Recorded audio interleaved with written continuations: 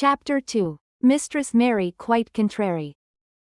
Mary had liked to look at her mother from a distance, and she had thought her very pretty. But as she knew very little of her, she could scarcely have been expected to love her, or to miss her very much when she was gone. She did not miss her at all, in fact. And as she was a self-absorbed child, she gave her entire thought to herself, as she had always done. If she had been older, she would no doubt have been very anxious at being left alone in the world. But she was very young, and as she had always been taken care of, she supposed she always would be. What she thought was that she would like to know, if she was going to nice people, who would be polite to her, and give her her own way, as her ayah and the other native servants had done. She knew that she was not going to stay at the English clergyman's house, where she was taken at first. She did not want to stay. The English clergyman was poor, and he had 5 children nearly all the same age, and they wore shabby clothes, and were always quarreling and snatching toys from each other. Mary hated their untidy bungalow, and was so disagreeable to them, that after the first day or two nobody would play with her. By the second day, they had given her a nickname which made her furious. It was Basil who thought of it first. Basil was a little boy with impudent blue eyes and a turned-up nose.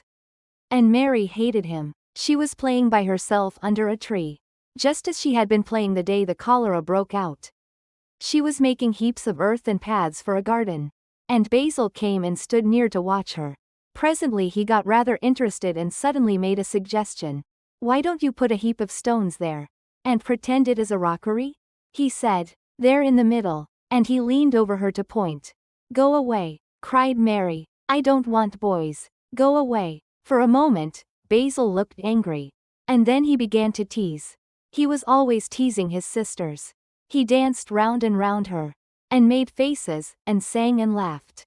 "Mistress Mary, quite contrary. How does your garden grow? With silver bells, and cockle shells, and marigolds all in a row." He sang it until the other children heard and laughed, too. And the crosser Mary got, the more they sang Mistress Mary, quite contrary. And after that, as long as she stayed with them, they called her Mistress Mary Quite Contrary. When they spoke of her to each other, and often when they spoke to her, "You are going to be sent home," Basil said to her, "at the end of the week. And we're glad of it." "I am glad of it, too," answered Mary. "Where is home?" "She doesn't know where home is," said Basil, with 7-year-old scorn. "It's England, of course. Our grandmama lives there, and our sister Mabel was sent to her last year." "You are not going to your grandmama. You have none. You are going to your uncle. His name is Mr. Archibald Craven." "I don't know anything about him," snapped Mary. "I know you don't," Basil answered. "You don't know anything. Girls never do. I heard father and mother talking about him. He lives in a great, big, desolate old house in the country, and no one goes near him. He's so cross he won't let them. And they wouldn't come if he would let them. He's a hunchback, and he's horrid." "I don't believe you," said Mary. And she turned her back and stuck her fingers in her ears, because she would not listen any more. But she thought over it a great deal afterward. And when Mrs. Crawford told her that night that she was going to sail away to England in a few days, and go to her uncle, Mr. Archibald Craven, who lived at Misselthwaite Manor, she looked so stony and stubbornly uninterested, that they did not know what to think about her. They tried to be kind to her, but she only turned her face away when Mrs. Crawford attempted to kiss her, and held herself stiffly when Mr. Crawford patted her shoulder. "She is such a plain child," Mrs. Crawford said pityingly afterward. "And her mother was such a pretty creature. She had a very pretty manner, too. And Mary has the most unattractive ways I ever saw in a child." The children call her Mistress Mary Quite Contrary, and though it's naughty of them, one can't help understanding it. Perhaps if her mother had carried her pretty face and her pretty manners oftener into the nursery, Mary might have learned some pretty ways too. It is very sad, now the poor beautiful thing is gone, to remember that many people never even knew that she had a child at all. "I believe she scarcely ever looked at her," sighed Mrs. Crawford. "When her ayah was dead, there was no one to give a thought to the little thing. Think of the servants running away and leaving her all alone in that deserted bungalow.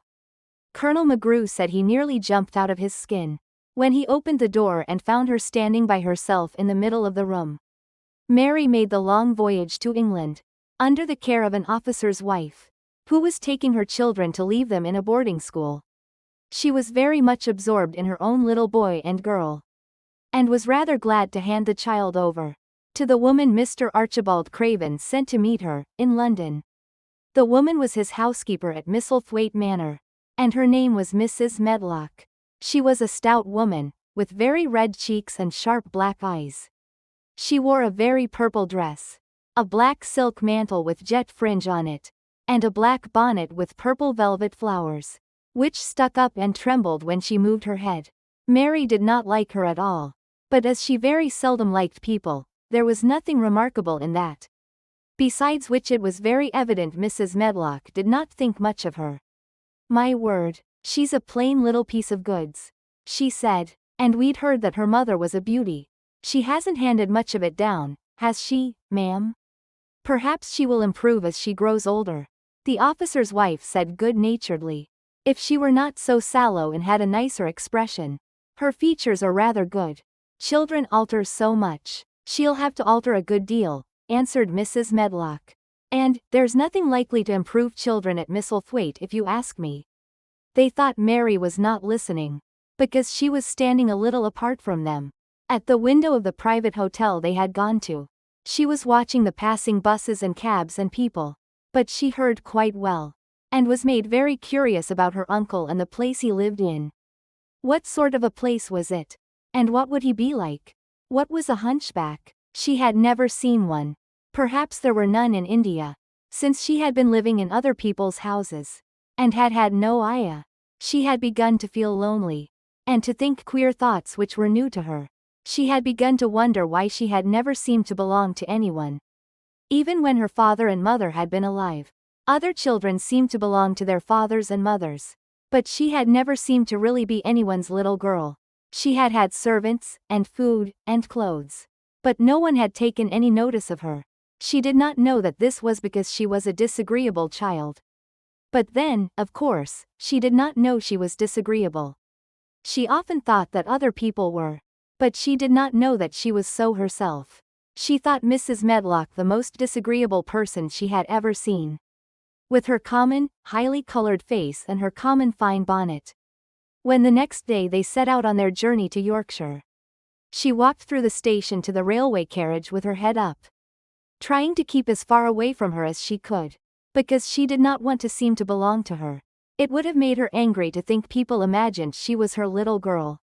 But Mrs. Medlock was not in the least disturbed by her and her thoughts. She was the kind of woman who would stand no nonsense from young ones. At least, that is what she would have said if she had been asked. She had not wanted to go to London just when her sister Maria's daughter was going to be married. But she had a comfortable, well-paid place as housekeeper at Misselthwaite Manor, and the only way in which she could keep it was to do at once what Mr. Archibald Craven told her to do. She never dared even to ask a question. "Captain Lennox and his wife died of the cholera," Mr. Craven had said in his short, cold way. "Captain Lennox was my wife's brother, and I am their daughter's guardian. The child is to be brought here. You must go to London and bring her yourself." So she packed her small trunk and made the journey. Mary sat in her corner of the railway carriage, and looked plain and fretful. She had nothing to read or to look at, and she had folded her thin little black gloved hands in her lap. Her black dress made her look yellower than ever, and her limp light hair straggled from under her black crape hat. "A more marred-looking young one I never saw in my life," Mrs. Medlock thought. Marred is a Yorkshire word and means spoiled and pettish. She had never seen a child who sat so still without doing anything. And at last she got tired of watching her, and began to talk in a brisk, hard voice. "I suppose I may as well tell you something about where you are going to," she said. "Do you know anything about your uncle?" "No," said Mary. "Never heard your father and mother talk about him?" "No," said Mary, frowning. She frowned because she remembered that her father and mother had never talked to her about anything in particular. Certainly, they had never told her things. "Humph," muttered Mrs. Medlock, staring at her queer, unresponsive little face. She did not say any more for a few moments, and then she began again. I suppose you might as well be told something to prepare you. You are going to a queer place. Mary said nothing at all, and Mrs. Medlock looked rather discomfited by her apparent indifference. But after taking a breath, she went on. Not but that it's a grand big place in a gloomy way. And Mr. Craven's proud of it in his way, and that's gloomy enough, too. The house is 600 years old. And it's on the edge of the moor. And there's near 100 rooms in it, though most of them's shut up and locked. And there's pictures and fine old furniture and things that's been there for ages. And there's a big park round it. And gardens and trees with branches trailing to the ground, some of them. She paused and took another breath. But there's nothing else, she ended suddenly. Mary had begun to listen in spite of herself. It all sounded so unlike India. And anything new rather attracted her. But she did not intend to look as if she were interested. That was one of her unhappy, disagreeable ways. So she sat still. Well, said Mrs. Medlock. What do you think of it? Nothing, she answered. I know nothing about such places.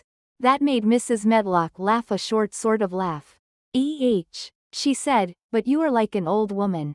Don't you care? It doesn't matter, said Mary. Whether I care or not. You are right enough there, said Mrs. Medlock. It doesn't. What you're to be kept at Misselthwaite Manor for I don't know. Unless because it's the easiest way. He's not going to trouble himself about you, that's sure and certain. He never troubles himself about no one. She stopped herself as if she had just remembered something in time. He's got a crooked back, she said. That set him wrong. He was a sour young man and got no good of all his money and big place till he was married. Mary's eyes turned toward her in spite of her intention not to seem to care. She had never thought of the hunchback's being married. And she was a trifle surprised. Mrs. Medlock saw this, and as she was a talkative woman, she continued with more interest. This was one way of passing some of the time, at any rate. She was a sweet, pretty thing. And he'd have walked the world over to get her a blade o' grass she wanted. Nobody thought she'd marry him, but she did. And people said she married him for his money. But she didn't, positively. When she died, Mary gave a little involuntary jump. Oh, did she die? She exclaimed, quite without meaning to. She had just remembered a French fairy story she had once read called Riquet à la Haupe. It had been about a poor hunchback and a beautiful princess. And it had made her suddenly sorry for Mr. Archibald Craven. Yes, she died, Mrs. Medlock answered. And it made him queerer than ever. He cares about nobody. He won't see people. Most of the time he goes away. And when he is at Misselthwaite he shuts himself up in the West Wing. And won't let anyone but Pitcher see him. Pitcher's an old fellow. But he took care of him when he was a child. And he knows his ways. It sounded like something in a book. And it did not make Mary feel cheerful. A house with 100 rooms, nearly all shut up and with their doors locked. A house on the edge of a moor, whatsoever a moor was. Sounded dreary. A man with a crooked back who shut himself up also. She stared out of the window with her lips pinched together. And it seemed quite natural that the rain should have begun to pour down. In grey slanting lines. And splash and stream down the window panes. If the pretty wife had been alive, she might have made things cheerful. By being something like her own mother. And by running in and out and going to parties. As she had done in frocks full of lace. But she was not there any more. You needn't expect to see him. Because 10 to 1 you won't, said Mrs. Medlock. And you mustn't expect that there will be people to talk to you. You'll have to play about and look after yourself. You'll be told what rooms you can go into. And what rooms you're to keep out of. There's gardens enough. But when you're in the house don't go wandering and poking about. Mr. Craven won't have it. I shall not want to go poking about, said sour little Mary. And just as suddenly as she had begun to be rather sorry for Mr. Archibald Craven, she began to cease to be sorry. And to think he was unpleasant enough to deserve all that had happened to him. And she turned her face toward the streaming panes of the window of the railway carriage. And gazed out at the grey rainstorm. Which looked as if it would go on forever and ever. She watched it so long and steadily. That the greyness grew heavier and heavier before her eyes. And she fell asleep.